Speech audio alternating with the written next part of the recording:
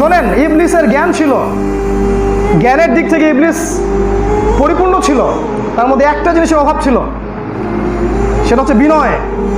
তার মধ্যে একটা ত্রুটি ছিল, সেটা হচ্ছে কিবর, অহংকার। এই শুধুমাত্র অহংকারের কারণেই আমরা বিভক্ত হয়ে গেছি দলে দলে। আর এই বিভক্তির কারণেই আমাদের শক্তি নষ্ট হয়ে গেছে, হাওয়া বেরিয়ে গেছে।